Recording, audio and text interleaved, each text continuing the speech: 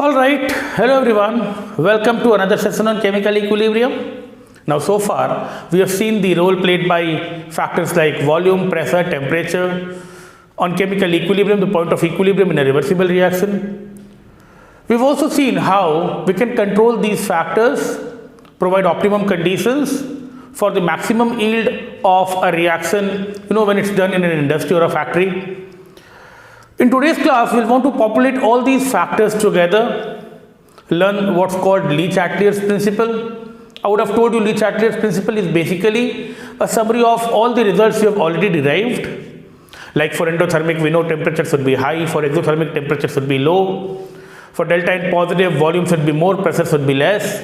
So all these ideas, all these conclusions which we have already got mathematically, would be put up in a summarized manner with a particular choice of words in Le-Chatelier's principle. And then we'll add one more to that list, which is addition of inert gas, and we'll see how addition of inert gas under a specific condition will affect an equilibrium. Now to begin with, let's take up a reversible reaction, and as I told you, let's put all these factors together which will help in increasing the yield of the reaction or will shift the equilibrium forward. Let's begin with a very popular equation, which is, say, PCl5 becoming PCl3 plus Cl2.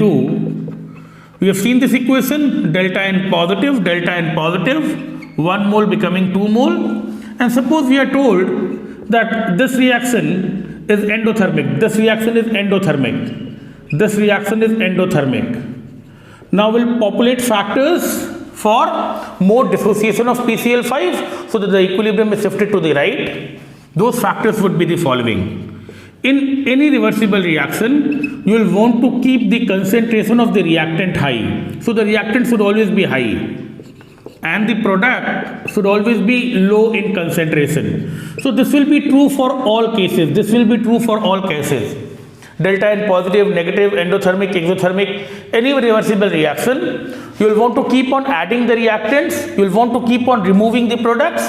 Adding the reactants will always keep on helping the forward reaction. Removing the product would kind of hinder the backward reaction.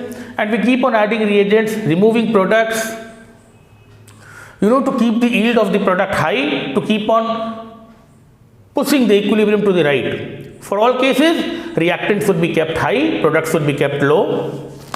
This being an endothermic reaction, naturally, endothermic reaction, temperature should be high, temperature should be high.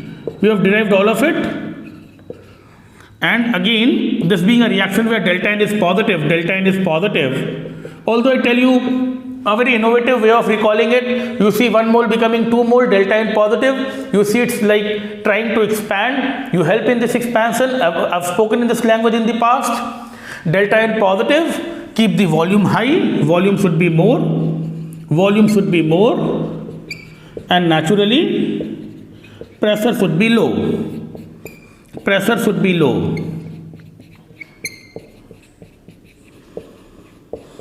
Now, these are some common factors which we have already derived. Applying these conditions, the yield of the reaction could be kept high. We keep on pushing the equilibrium to the right. Now, let's talk about the popular Le-Chatelier's principle. Now, Le-Chatelier's principle states that at the point of equilibrium or at any point, if any factor is affected, if any factor is changed or a change is affected, the equilibrium always moves in a direction,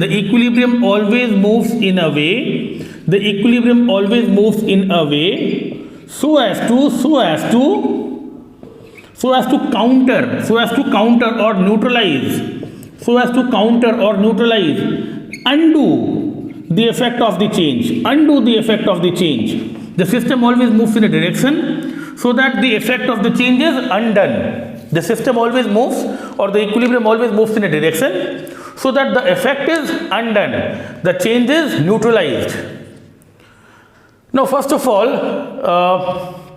we'll want to relate to this principle Because so many times in theory questions we'll have to explain how this principle and these factors are in sync.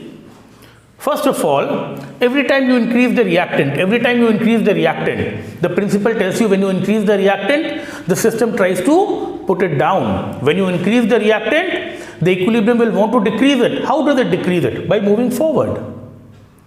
When you remove the products, every time I told you, you'll always want to keep on removing the products.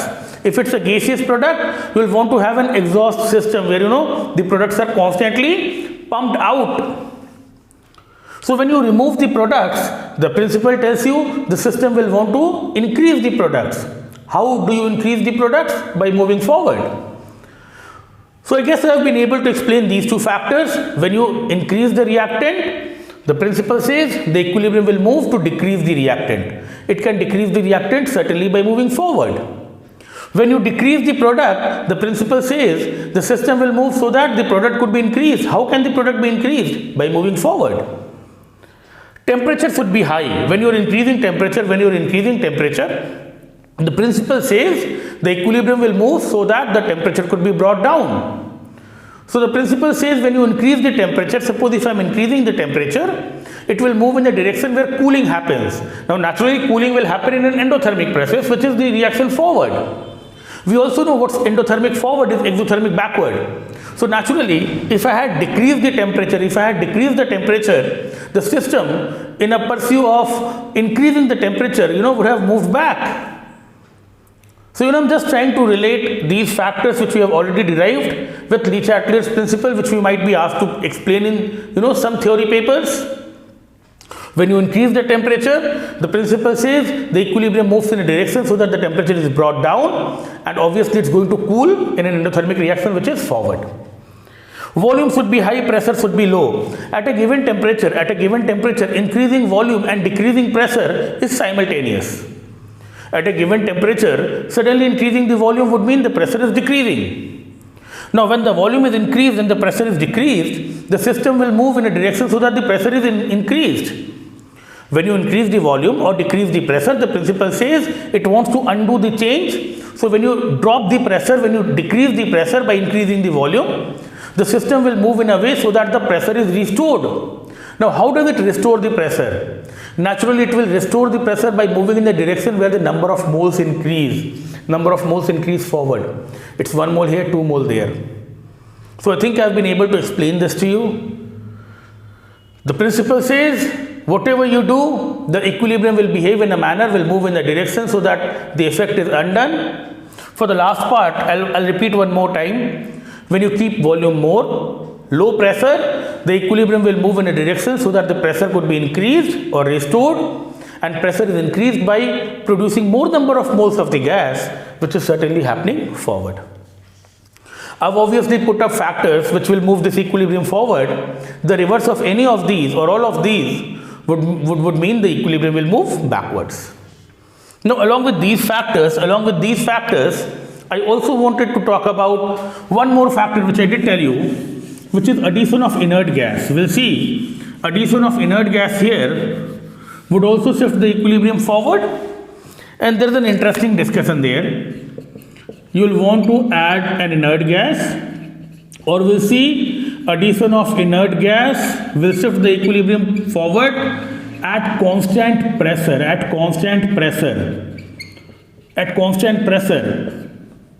Now, a gas could be added in a system. Obviously, I'm talking about a closed system. Either at constant pressure or constant volume. We'll see adding an inert gas at constant pressure, will shift this equilibrium forward and will have no effect when the inert gas is added at constant volume. We'll want to explore this. We'll want to see this in more details. So once you're done with this, once you're done copying this, naturally this is a new factor which we have explored today. We'll derive it, we'll explain it, we'll talk more of it in details. But once you're done copying all of this, the next heading should be addition of inert gas, and we'll explore both the cases at constant pressure and constant volume. We'll see why it's working at constant pressure, and we'll also see why it's not working at constant volume. So once we're done with this, we'll take up this particular topic, which is addition of inert gas. And as I told you, an inert gas could be added to a closed system under two conditions, which is constant pressure or constant volume. We might want to see constant volume first, because we'll see at constant volume there will be no effect, and when it's addition of inert gas, let's understand, inert gas always does not mean noble gases. Inert gas does not always mean helium, neon, argon, krypton, xenon, radon. That will be a misconception. Inert is something which does not react with both reactants and products. So inert is something which is inert to both reactants and products, So in a chemical reaction, a gas which is not reacting with reactant or product would be inert with respect to that gas, that reaction. Inert does not always mean helium, neon, argon, krypton, xenon, radon. Nitrogen will be an inert gas in so many reactions, because nitrogen is chemically inert. Nitrogen is very less reactive. Inert means it should not react with either the reactant or the product. Now I told you this could be done under two conditions. It could be at constant volume. Now every time I talk about constant volume, you will want to imagine a system with rigid boundaries, system which cannot expand. And now when the system cannot expand, if suppose you had an equilibrium like A plus B forming C plus D, and you add an inert gas at constant volume, because volume does not increase, pressure increases. But mole fraction decreases. At constant volume, the volume cannot increase. So to an equilibrium mixture, if you add an inert gas, some volume of an inert gas, total pressure will increase, but the mole fraction of all the gases will decrease. Now it can be proved that when total pressure increases and mole fraction decreases, partial pressure which is the product of these two, total pressure into mole fraction, one increases, one decreases, this will remain the same, this will remain unchanged. And for gases, what matters is the partial pressure. For gases, partial pressure is analogous to concentration. So if the partial pressure doesn't change, this means the concentrations are not affected, and certainly at constant volume there will be no effect adding an inert gas. What we also understood back in our discussions on gaseous state was, if you remember, in the very popular Dalton's law of partial pressure, for a mixture of non-reacting gases, and you will want to be very attentive while I am saying this, because when I was talking about Dalton's law of partial pressure, I was very particular about it. We had seen in a system, whether it was a gas A, B or C, a lone individual or with a mixture of several gases not reacting with it, the partial pressure was remaining the same. So we had seen the total pressure, was A, B, C, D, partial pressure of A, partial pressure of B, partial pressure of C, partial pressure of D, and those values were independent. This is something which you will want to understand mathematically. The total pressure increases, mole fraction decreases, and partial pressure remains constant. But very logically we had seen, suppose before adding the inert gas, initially, if the partial pressure was PA plus PB plus PC plus PD, if the initial pressure was PA plus PB plus PC plus PD, we already know that PA, PB, PC, PD are independent values. Had there been only A, the pressure of A would have been PA. Had there been only B, the pressure of B would have been PB. And this is where I had said that gases are the most liberal state of matter. A, B, C, D को आपस में कोई problem नहीं है, सिर्फ A रहता तो भी प्रेशर PA है, B के साथ में है तो भी प्रेशर PA है, A, B, C, D, E, F, G, H कितने के भी साथ में रहेगा, इसका पार्शियल प्रेशर वही रहेगा और टोटल प्रेशर सारा पार्शियल प्रेशर का सम होगा. So naturally, after you are adding an inert gas which is P final, don't you think the increase in pressure would only be the partial pressure of the inert gas? So the increase will only be this value. When PA, PB, PC, PD are independent of each other, जब A को, B को, C को, D को एक दूसरे से problem नहीं है, because they are not reacting with each other, Why will there be any problem with an inert gas? Because inert gas is also the same. It's not reacting with any of them. So this is something which we had learnt in gaseous state, and I want this idea to be, very concrete in your minds. This will really help. This will really help in problem involving gases. If A is alone in this mixture, the pressure is PA. If B is alone, the pressure is PB. If the same amount of A and B are kept alone, the pressures are A, PA, PB, PC, PD only. And if it's a mixture of non-reacting gases, the total pressure is the partial pressure of the components. This is the popular Dalton's law of partial pressure. So PA, PB, PC, PD is independent of each other. मैं बार बार बोलता हूँ, सिर्फ B रहता इतना number of moles तो उसका pressure PB रहता, mixture में भी उसका प्रेशर PB है, तो उसको बाकी से प्रॉब्लम नहीं है, तो भी इनर्ट गैस डालने से क्या प्रॉब्लम होगा? इनर्ट गैस भी तो किसी के साथ रिएक्ट नहीं कर रहे हैं. So this is a logical way of understanding it. Inert gas डालने से प्रेशर बढ़ेगा, कितना बढ़ेगा? उतना ही बढ़ेगा जो इनर्ट गैस का पार्शियल प्रेशर होगा, वरना बाकी का पार्शियल प्रेशर में कोई फर्क नहीं पड़ेगा. तुम इसमें 4 गैस और डाल दो जो आपस में रिएक्ट नहीं करता है, टोटल प्रेशर उतना ही बढ़ेगा जितना वो चारों गैस का पार्शियल प्रेशर होगा. सबका इंडिविजुअल पार्शियल प्रेशर इफेक्ट नहीं होगा, भले ही गैस अकेले है या कितना ही सारा के साथ मिक्सचर में है, as long as they do not react. So naturally they will not change, and if they do not change the equilibrium will not be affected. So at constant volume there will be no effect. At constant volume there will be no effect. At constant volume there will be no effect. Now with this understood, we'll want to talk about constant pressure. I think this was the mathematical understanding. This was a very logical understanding कि partial pressure in a mixture does not depend upon the other gases and their relative amount. Partial pressure of a gas will always depend upon its own amount, which does not change, and the pressure increases because of the partial pressure of the inert gas. The individual partial pressures are never affected. That is the understanding of partial pressure. And now if we talk about adding inert gas at constant pressure. What do you mean by constant pressure? By constant pressure, you imagine a freely expandable system. Where the volume can increase, but the pressure will always remain constant. You had an equilibrium like A plus B forming C plus D. When you add an inert gas, some amount of an inert gas, the total volume might increase. It's a freely expandable system. It's called a freely expandable system. जहाँ पे expand कर जाएगा, volume बढ़ जाएगा, पर pressure change नहीं होगा, pressure हमेशा कांस्टेंट रहता है. इसी को बोलते हैं कांस्टेंट प्रेशर सिनेरियो. और अगर टोटल प्रेशर हमेशा कांस्टेंट रहता है, अगर टोटल प्रेशर हमेशा कांस्टेंट रहता है, तो नेचुरली सबका मोल फ्रैक्शन तो घट रहा है, mole fraction is decreasing, then partial pressure will decrease, partial pressure which is total pressure into mole fraction. Total pressure is not changing, mole fraction is decreasing, तो सबका पार्शियल प्रेशर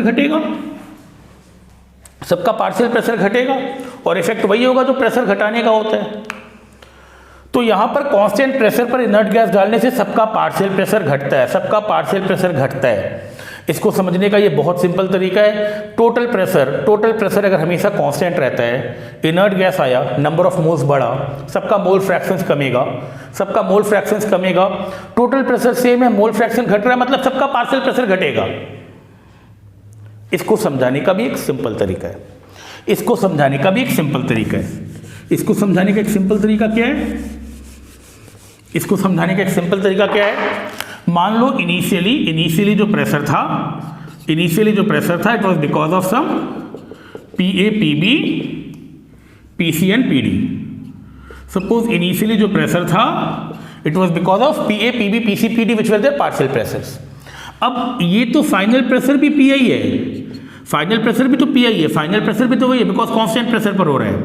और अब अगर ABCD के साथ में एक इनर्ट गैस भी आ गया है, naturally with total pressure remaining same, previously it was A plus B plus C plus D, now it's A plus B plus C plus D plus an inert gas, so these values will have to decrease.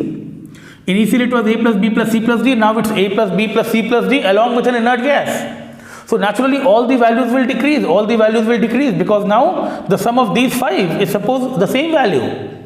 It's an easier way of understanding it. Total pressure जो रहेगा पहले ABCD का था reactant product का, अब reactant product के साथ में एक इनर्ट गैस भी आ गया है और टोटल प्रेशर सेम है, मतलब बाकी सबका पार्शियल प्रेशर कमेगा। ये इसको समझने का सिंपल तरीका है। हालांकि ये भी बहुत सिंपल तरीका है, पर कांस्टेंट वॉल्यूम पे कोई फर्क नहीं पड़ता है, कांस्टेंट प्रेशर पर वही फर्क पड़ता है जो प्रेशर घटाने का पड़ता है। तो प्रेशर घटाने का क्या फर्क पड़ता है?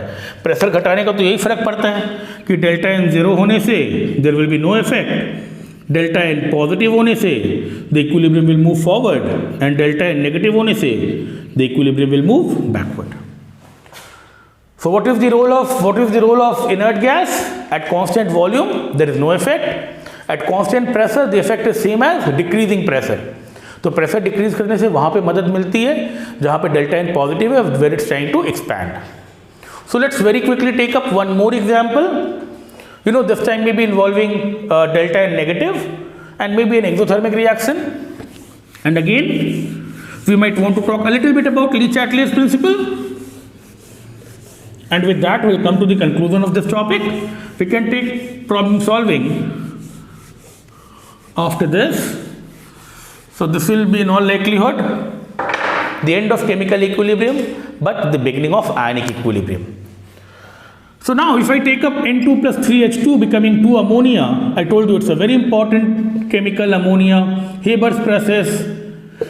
You know the value of delta G here is negative, delta N is negative, delta N is negative, 2 minus 4 which is minus 2. And suppose you are told that this delta H is negative, it's an exothermic reaction, it's an exothermic reaction. Now very quickly we'll see factors for high yield of ammonia. Number 1 will be, as expected, keep nitrogen and hydrogen high, keep the product low. Exothermic, we are absolutely sure, we did it with a lot of effort. Exothermic temperature should be low, and then because 4 mole become 2 mole, 4 mole become 2 mole, delta N negative, and you recall delta N negative, pressure should be high, volume should be low. I tell you an alternate way, 4 mole से 2 mole हो रहा है, it's trying to contract, help in that contraction by keeping volume low. Volume should be low and naturally pressure should be high. Keep the pressure high, keep the volume low every time delta N is negative. And for exothermic, we derived it, you know, after a lot of discussion, mathematically, logically, that temperature should be low in case of an exothermic reaction. Le Chatelier's. Nitrogen hydrogen बढ़ाओगे system इसको कम करेगा, it will want to undo the change. Nitrogen hydrogen को कम कैसे करेगा? By moving the equilibrium forward. Whenever you remove the product, the principle tells you the system will move in a direction so that the product is increased. How does the product increase? By moving forward. Temperature low, we are keeping the temperature low, When you're keeping the temperature low, the system moves in a direction where the temperature increases. Now, where will the temperature increase? It will increase forward because it's forward exothermic. Keeping volume low, pressure high. Again, at a given temperature, keeping volume low, decreasing volume and increasing pressure are simultaneous. Volume कम करके अगर pressure बढ़ाते हैं, system will move in a direction to undo the effect. अगर pressure बढ़ा रहे हो, system will want to reduce the pressure. Now, how does it reduce the pressure? By moving in a direction जहाँ number of moles कमता है. When you decrease the volume, increase the pressure, the system will move in the direction so that the pressure is reduced. How does it reduce the pressure? By decreasing the number of moles. And where does the number of mole decrease? Forward. The number of moles decrease forward. So all these factors would mean the equilibrium will move forward for more yield of ammonia. And naturally, here if I add inert gas, at constant volume there will be no effect, and at constant pressure it will favor a reaction where delta N is positive. So if I add inert gas at constant pressure, it will move back. So you know, I'll leave you at this point of time, maybe a little bit of reading from a textbook. Otherwise, I have told you everything which was required at your level. Le Chatelier's principle, you will want how to state and explain it when it comes to your school and board exams. Otherwise, we'll want to be as instinctive as possible, and the basic results have to be absolutely recalled. So this much for the time being. Once we have covered this distance, I told you we are ready for problem solving in chemical equilibrium. Like I always tell you in physical chemistry, more than half of the learning is in problem solving. So by learning solving questions involving equilibria, chances are our understanding of chemical equilibrium and everything is going to increase multiple times. And this will be followed by ionic equilibrium, which will be the real test of our understanding of chemistry in general. So this much for the time being. See you soon. Thank you so much.